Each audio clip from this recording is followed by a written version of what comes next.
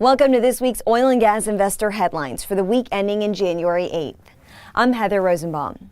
Before we get started, I want to take a moment to thank our sponsor, Navport.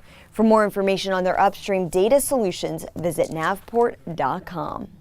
Starting off, oil from the Eagle Ford made history when it set sail from the port of Corpus Christi just before the new year.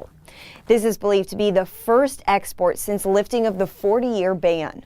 ConocoPhillips committed to sell the light crude oil to an international trading company. Also, just before the new year, WPX Energy snuck in one last deal for 2015.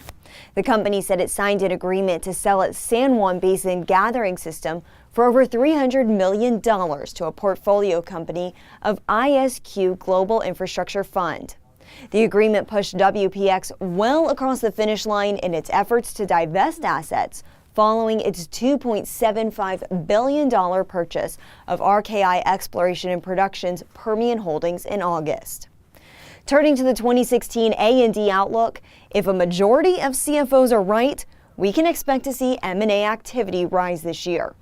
BDO USA surveyed 100 CFOs in U.S. oil and gas E&P companies. 75% of them anticipate an increase. Compare that to 56% last year. We're seeing similar reports from various sources as well as indicators that bankruptcies could continue this year.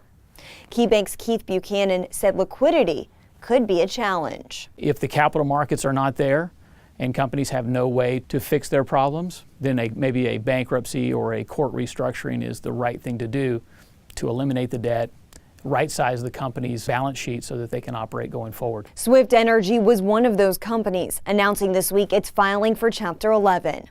The decision wasn't completely unexpected as the company skipped paying debt on an interest payment in December. Swift entered a purchase and sale agreement that gives Texagy LLC a 75% share of Swift's holdings in Central Louisiana. Thanks for watching this week's Oil and Gas Investor Headlines. Head on over to oilandgasinvestor.com for more. See you next week.